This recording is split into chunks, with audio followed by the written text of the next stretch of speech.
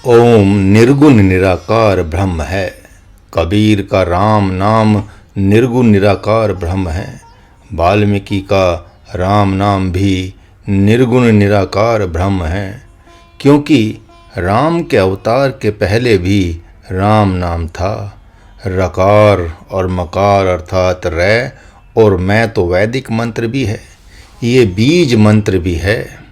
आपने देखा होगा यज्ञ कुंड में आहुति देने के पूर्व गोबर से लीप पोत कर उसमें रै और मैं ही लिख दिया जाता है। निराकार का तात्पर्य यह नहीं कि इन नामों से शून्यता का बोध होता है, बल्कि संपूर्ण गुण और संपूर्ण आकारों से जो सघन है तथा जिसमें से सब प्रकट होते हैं तथा जिस अनाम से संपूर्ण नाम प्रकट होते हैं, वही सच्चिदानंद घन परमात्मा है। यही कारण है कि संपूर्ण देवी देवताओं के नाम के पूर्व ओम का प्रयोग किया जाता है, क्योंकि वही सबकी आत्मा है। राम नाम कृष्ण नाम स्वतंत्र भी है, और कोई ओम श्री कृष्णाय नमः या कोई ओम श्री रामाय नमः जपे तो दोनों बात एक ही है, किंतु नमः शिवाय, नमो भगवते वासुदेवाय तथा गायत्री महामृत्युंजय मंत्र आदि ओम के बिना अधूरे हैं। संपूर्ण युगों में ओम ही अवतार लेता है। अब तक संपूर्ण मनवंतरों में भी बहुत से इसके अवतार हो चुके हैं, किंतु इनमें से 24 अवतारों का वर्णन ही प्रमुख है। इस प्रकार ब्रह्मा, विष्णु, महेश, सम शांत सच्चिदानंद घन की शक्तियाँ हैं, तथा ओम ही राम नाम है तथा राम नाम ही ओम है। इसी प्रकार श्री कृष्ण नाम ही ओम है और ओम ही श्री कृष्ण नाम है। वह ओम ही नरसिंह है और नरसिंह ही ओम है। वह ओम ही वराह है और वराह ही ओम है।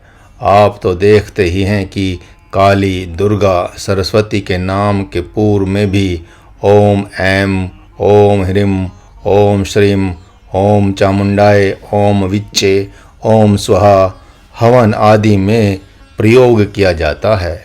इस प्रकार आप अब सब ने ब्रह्म नाम और देव शक्ति नाम को भी जान लिया तथा ये भी जान लिया कि प्रभु नाम के लिए श्रद्धा, विश्वास और भाव रूपी भूमि चाहिए तथा देव शक्ति मंत्रों के लिए शरीर, वाणी, उच्चारण, वस्त्र और भोजन एवं माला यह सब पवित्र होनी चाहिए। इस प्रकार श्रद्धा गर्भ है, विश्वास वीर्य है और भाव ही रज है। अतः जब श्रद्धा रूप गर्भ में प्रभु नाम जाता है तो वह ब्रह्म ही हो जाता है। आपके प्रश्न का उत्तर भी दिया जा रहा है कि नींद क्यों आती है, उच्चाटन क्यों होता है।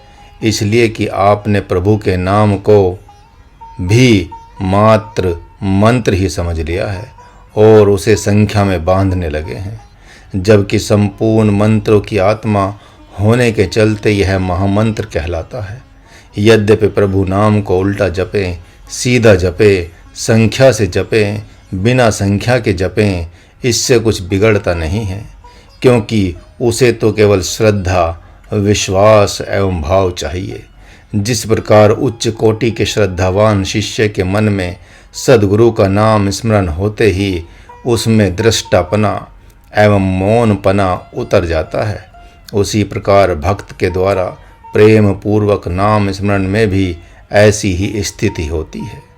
सर्वसाधारण भी प्रभु के नाम का जप कर सकते हैं, किंतु देव और शक्ति मंत्रों का तो सब जप नहीं कर सकते, क्योंकि उसकी विधि में दोष आने पर लाभ की जगह हानि ही हो जाती है। इसलिए तो प्रभु ने कलयुग में संपूर्ण यज्ञों में से प्रभु नाम के द्वारा किया जाने वाला जप यज्ञ श्रेष्ठ बताया है। लहसुन, प्याज, मांस आदि खाकर के आप देव मंत्रों का जप नहीं कर सकते, किंतु ओम नाम, राम नाम, कृष्ण नाम आदि का जप करते समय चाहे जो भी खाएं पिएं, चाहे जैसे रहें, लाभ ही लाभ होगा। इसका तात्पर्य यह नहीं कि इन अशुद्ध पदार्थों को छोड़ना नहीं है। छोड़ना तो है ही। अखाद्य को छोड़ना है, अपेय को छोड़ना है, अश्रव्य को छोड़ना है और कुदृष्टि को भी छोड़ना है। किंतु आप विवश हैं और यह सब छूट ही नहीं रहा है, तो यह प्रभु नाम जैसे जैसे आपके तन मन वचन हृदय में भरता जाएगा, वैसे वैसे दूषित पदार्थों एवं अशुभ विषयों से आपका मन हटता जाएगा। जप योग हो चाहे कोई भी योग हो, उसके साथ आपका व्यवहार भी होना चाहिए। जैसे आप अपने पुत्र की प्रतिष्ठा भी चाहते हैं, उसका व्यवहार पवित्र हो ऐसा भी चाहते हैं, उसकी सभी बड़ाई करें ऐसा भी चाहते हैं, वैसे ही ब्रह्म भी आपका भगवत व्यवहार हो ऐसा भी चाहता है। यदि आपका भगवत व्यवहार है तो उस व्यवहार में पहले भगवान समा जाता है, साधना बाद में होती है। अभी अभी एक संप्रदाय में जाने वाले भक्त ने घर में उत्पाद मचा दिया। रोज सत्संग में जाना लेकिन घर में रावण बन जाना, यह कैसा सत्संग है। उसने अपने बड़े भाई से युद्ध कर दिया तो महाराज ने कहा, ऐसा कैसा सत्संग है आपका, हर रोज कथा में जाते हैं आप और सदाचारी भाई के साथ युद्ध कर रहे हैं। अरे राम का आदर्श तो देखें, क्या आपके गुरुदेव यही सिखा रहे हैं? तो इससे सिद्ध होता है कि वहाँ पर ढोंग ही, सदाचार नहीं है, सद्व्यवहार नहीं है। राम के उपासक के पास राम के आने के पहले राम का व्यवहार प्रकट होता है, राम का रामत्व प्रकट होता है। यदि राम का रामत्व नहीं आता तो यह सिद्ध होता है कि आप देखा देखी कर रहे हैं।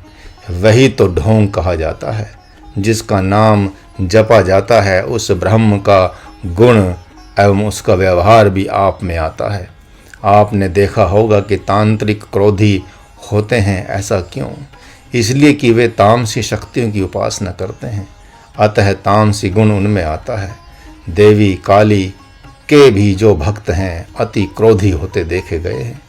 देवी में भी सरस्वती और दुर्गा की उपासना करने वाले पाए जाते हैं जो सम शांत होते हैं, लेकिन जो काली के उपासक हैं अति अशांत, अति क्रोधी पाए जाते हैं, क्योंकि तामस साधना से तामस गुण की उत्पत्ति होती है, भूत प्रेत चांडाल की उत्पत्ति होती है। यदि आप मानते हैं मात्र राम को तो आप में रामत्व आ जाना चाहिए। यदि ऐसा नहीं हो रहा है तो आप राम को नहीं मानते। महाराज ने श्री रामचरितमानस में देखा, सन 1972 में प्रातःकाल उठी के रघुनाथा, माता पिता गुरु नाव ही माथा, बस बंद कर दिया रामायण। मन में कहा चलो कल से यहीं से साधना प्रारंभ की जाए। अरे मूर्खता की हद भी होती है। यदि मैं सवेरे उठकर माता पिता बड़े बूढ़ों का प्रणाम नहीं कर रहा हूँ तो या तो मैं राम का भी राम हूँ या पागल और मूर्ख हूँ। उसी शाम माँ के पास जाकर कहा, मैं कल से तुमको सवेरे सवेरे प्रणाम करूँगा। माँ ने हंसी की। कब से? कहा सवेरे सवेरे, इसके उपरांत तो कोई व्यवहार करूँगा। माँ से ऐसा विनोद में कहा था, लज्जा लग रही थी। सोचा कि कल तो लज्जा लगेगी प्रणाम करने में, क्योंकि प्रणाम तो तब किया जाता है जब कहीं से आया जाता है या कहीं जाया जाता है, तो लज्जा न लगे इसलिए पहले ही कह दूं। तो बड़ी हंसी की माँ ने। कहा घर के सदस्यों से, अरे सुनो सुनो सुनो, यह कह रहा है कि कल से प्रणाम करूंगा मैं। माँ ने फिर हंसते हुए कहा, अरे कल से प्रणाम कर ही लेते तो क्या हो जाता। तो कहा कि लज्जा लगती न, लोग सोचते कि यह क्या कर रहा है, पगला तो नहीं गया। माँ ने कहा, आखिर क्यों करोगे कल से प्रणाम? तब उसे संदर्भ बताया कि मैं राम का भी राम हूँ या पागल हूँ, तभी तो माता पिता या बड़े बूढ़ों के आशीर्वाद की आवश्यकता नहीं है, सेवा की आवश्यकता नहीं है। राम को आशीर्वाद की आवश्यकता है और मुझे आवश्यकता नहीं है। यह कैसी मूर्खता है। हाँ तो बस एक बात तुम जान लो, तुम तपस्या में रहती हो तो आज से तुम्हारा सेवक यह पुत्र ही होता है। आज से तुम्हारा जल भरना, तुम्हारे मंदिर को साफ करना, तुम्हारे लिए फूल पत्ती लाना आदि अब यही सेवक करेगा। तो स्नान कराने के लिए ले गया। सवेरे सवेरे माँ को ब्रह्म मुहूर्त में जब स्नान के लिए जल भरा तो उसने कहा कि एक प्रतिज्ञा करो। महाराज ने कहा बोलो। उसने कहा तुम मेरी साड़ी नहीं धोओगे। तो कहा ठीक है, नहीं धोऊंगा। उस दिन के बाद देखा कि राम का चरित्र अपने में कैसे आता है, और उसी दिन से यह निर्णय कर लिया कि इस जगत में किसी को अच्छा और बुरा मैं नहीं कहूँगा। आए दिन आत्मानंद कहते हैं कि यह बहुत अच्छा है, यह व्यक्ति बहुत अच्छा है। महाराज कहता है कि तुम्हारे लिए तो सारे लोग अच्छे हैं, पशु पक्षी भी अच्छे हैं, लेकिन उनका व्यवहार तो देखो कि माता पिता के साथ, भाई बांधव के साथ कैसा हो रहा है, कितनी सहनशीलता है उनमें, क्या कीमत चुका रहे हैं माँ के लिए, पिता के लिए, भाई बांधव के लिए। प्रभु श्री राम अपने भाइयों को जिता देते हैं खेल में, और भी ऐसे बहुत से कारण हैं कि जिनके कारण से वे अपने भाइयों की आत्मा बने हुए हैं, माता पिता की आत्मा बने हुए हैं। कैकेयी जैसी माँ की प्रताड़ना को भी, निष्कासन रूप दंड को भी उन्होंने वरदान मान लिया। छीना झपटी नहीं की राज्य के लिए, और आप कहते हैं कि हम राम को मानते हैं, तथा दो ही भाई हैं आप, छीना झपटी करके अलग हो जाते हैं तो राम कहाँ मानते हैं। माता पिता से अलग हो जाते हैं तो राम को कहाँ मानते हैं। राम नाम जप ही नहीं पाते, इसलिए कि आप में रामत्व नहीं है।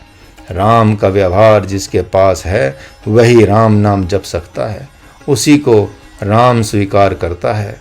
महाराज कभी कभी मस्ती से गाता है राग अडाना, योगिया कहे जो राम, राम कहे जग शांति न पावे, तब योगिया के राम को ध्यावे।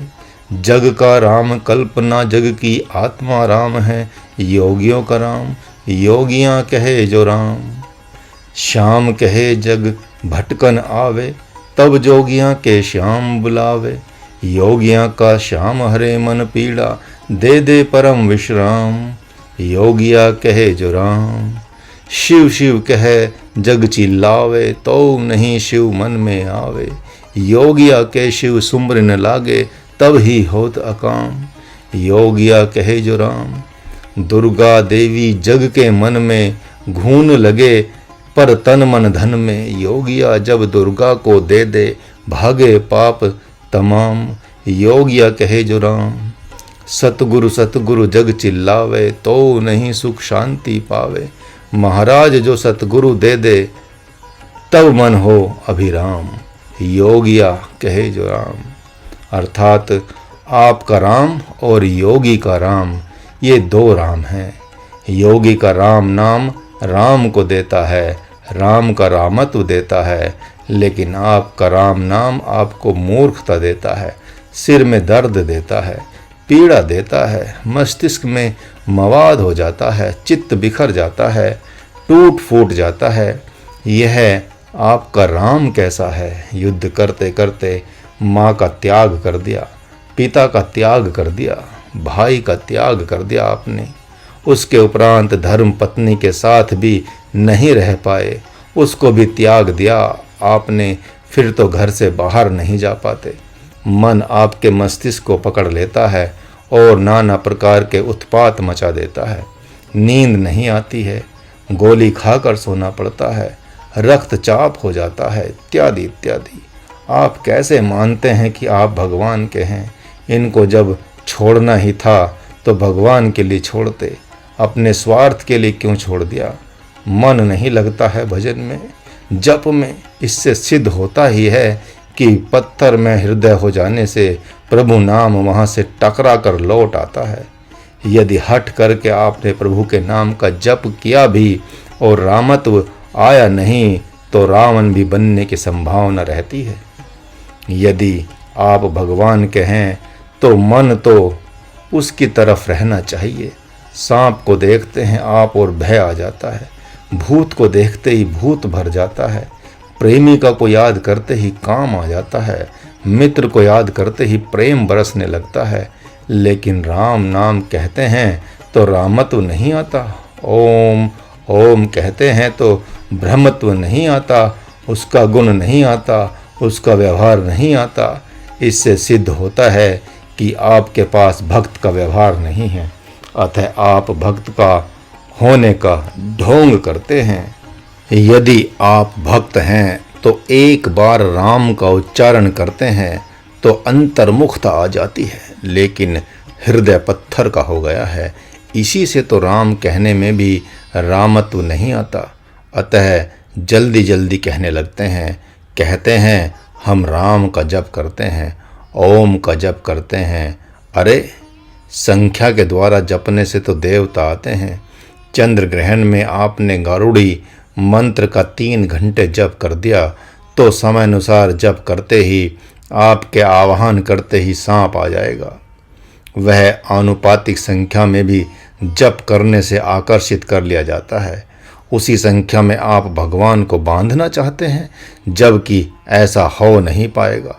जितने जप योगी हो चुके हैं, जिनके चरित्र को महाराज कहने में असमर्थ है, उनका चरित्र इतना व्यापक है, इतना व्यापक है, इतना दिव्य है कि महाराज उनके संपूर्ण चरित्र का गायन भी नहीं कर सकता। लेकिन आपका चरित्र इतना घिनौना है, इतना घिनौना है कि आप स्वयं से ही अपने चरित्र को किसी से स्पष्टतः नहीं कह पाते। बस खाना पीना सोना, बस खाना पीना खाना ही खाना जीवन हो गया है। इतना बड़ा पेट है कि छीना झपटी करते करते, खाते खाते आपका पेट नहीं भरता। अंततो गत्वा वृद्धावस्था आती है और पेट भरते भरते पेट में ही समा जाता है। दूसरे जन्मों में घुन बन जाते हैं, कीड़े मकोड़े बन जाते हैं। जब तक आपका मर्यादित व्यवहार नहीं होता, तब तक राम नाम अर्थात भगवान नाम आपको स्वीकार नहीं करता। आप लाख स्वीकार करें, यदि स्वीकार कर लिया उसने तो पहले आप में रामत्व ही आएगा, राम का व्यवहार ही आएगा, तब साधना प्रारंभ होगी। ऐसा नहीं है कि ध्यान लग जाएगा, आपको सिद्धि मिल जाएगी। रामत्व आए बिना सिद्धि मिल गई तो आप रावण बन जाएंगे। सिद्धियां तो राक्षसों के पास भी हैं, लेकिन वे राम तो नहीं हुए। आप उनकी उपासना तो नहीं करते। राम जी की सिद्धि के प्रदर्शन से रावण ज़्यादा प्रदर्शन दिखा रहा है, लेकिन आप उस सिद्ध पुरुष रावण की उपासना तो नहीं करते। रावण नाम अपने बेटे का तो नहीं रखते, वह राम जी से अपने को ज़्यादा सिद्ध दिखा रहा है। मेघनाद भी अपने को लक्ष्मण से ज़्यादा सिद्ध दिखा रहा है, लेकिन उपासना तो नहीं करते आप उसकी। भूल जाते हैं आप सिद्धांत को। कोई सिद्ध दरवाजे पर आ गया, आप नहीं जानते कि वह तांत्रिक है, मांत्रिक है या योगी है, ज्ञानी है या भक्त है। बस ठगे के ठगे से रह जाते हैं, सब कुछ लुटा देते हैं उसको और वह लेकर चलता बनता है। मानो आपने बहुत कुछ पा लिया, ऐसी विडंबना हो गई है आपकी। आपका जीवन ही विडंबनामय हो गया है। आप न भगवान को मान रहे हैं, न अपने कुल परिवार को मान रहे हैं, न अपने आप को मान रहे हैं। दिशाहीन हो गए हैं, वैसे ही जैसे कोई माँ चौराहे पर खड़ी है, पति से युद्ध करके निकल गई है। आधी रात को चौराहे पर खड़ी होकर सोच रही है कि इधर जाऊं या उधर जाऊं, माता पिता के पास जाऊं या किसी रिश्तेदार के पास जाऊं, जहर खाऊं या गंगा जी में डूब कर मर जाऊं। क्या वही दशा आपकी नहीं हो गई है? यदि वही हो गई है तो आप भगवान के भक्त नहीं हैं। कुछ भी नहीं है भगवान के भक्त के पास, पर यदि 9 भक्ति में से एक भक्ति भी है तो भगवान ने कहा है कि वह मुझे अतिशय प्रिय है। इसका तात्पर्य है कि यदि एक भी भक्ति आप में आ गई तो अन्य सारी भक्तियां अपने आप आ जाएंगी और उसके पास अशांति नहीं रहेगी। गरीबी तो आती है जाती है, दुख आता है जाता है, लेकिन उसके मन में अशांति डेरा नहीं डालेगी। वह भक्त गरीबी को प्रभु का प्रसाद मानकर सुदामा जैसा जीवन बिताएगा, लेकिन अशांत नहीं होगा। कोई कहता है कि मेरी दीन दशा कैसी है, क्यों है, गरीबी क्यों हो गई है। एक ही उत्तर है उसका कि आपने चोरी की है, इसलिए आप गरीब हैं। माता से चोरी की है, पिता से चोरी की है, गुरु से चोरी की है, भाई से चोरी की है, मित्र से चोरी की है, अपने पूज्यों से चोरी की है। अतः आपके पास गरीबी है। सुदामा ने चोरी ही तो की थी अपने मित्र से। माता पिता, गुरु, अतिथि, गौ और दरवाजे पर आए हुए पशु पक्षी, ये सब देवताओं की श्रेणी में आते हैं। इनसे यदि आप चोरी करते हैं तो गरीबी मिलती है। वैसे तो चोरी को भी अमीरी मिल जाती है, पापियों को भी अमीरी मिल जाती है, लेकिन शांति नहीं होती उनके पास। शांति एक अलग धन है, एक आध्यात्मिक संपत्ति होती है, एक भौतिक संपत्ति होती है। शांति पहले चाहिए, धन बाद में चाहिए, लेकिन आप धन पहले मांगते हैं और फिर शांति मांगने लगते हैं। नहीं नहीं, जब भगवान की भगवत्ता आती है, भगवान का गुण जब आता है तो शांति आती है। भगवान को जब आप स्वीकार करते हैं तो शांति आती है। इस प्रकार जब तक आप में सद्व्यवहार नहीं आता तब तक आप सफल नहीं होते। यदि जप आपको प्राप्त हो जाता है तो फिर वही क्रम आएगा कि जप आपको संत के पास ही ले जाएगा। वह उसकी आज्ञा का पालन ही कराएगा, वह सद्गुरु के चरणों में प्रीति ही कराएगा, हरि चर्चा में रमण ही कराएगा। फिर इंद्रियों का दमन करेगा, मन को अंतर्मुख करेगा, उसके उपरांत आत्म संतोष दिलाएगा। जप के माध्यम से आप किसी भी प्राणी पदार्थ में दोष नहीं देख सकेंगे। सबके प्रति विनम्रता का भाव हो जाएगा। सब में प्रभु की सत्ता ही दृष्टिगोचर होगी। प्रभु नाम जप नवदा भक्ति का 5वां अंग है। 5वें चरण में इसको स्थान मिला है। भक्ति पथ के 10वें अध्याय में प्रभु ने इस जप यज्ञ को अपनी विभूतियों के बीच लाकर खड़ा कर दिया, अर्थात अपनी ही विभूति बताया। इसलिए कि भगवान के नाम जप में द्रव्य की आवश्यकता नहीं है। एक ज्ञान यज्ञ में द्रव्य की आवश्यकता नहीं होती है और प्रभु के नाम में भी द्रव्य की आवश्यकता नहीं है। अन्य मंत्रों में द्रव्य की, आसन प्रशासन की, संख्या पर अनुशासन की तथा शुद्धि अशुद्धि की आवश्यकता पड़ जाती है। इसलिए जब इस मंत्र का आप पाठ करना तो जप का व्यापक अर्थ समझना। व्यापक अर्थ तो भगवन नाम जप से ही है।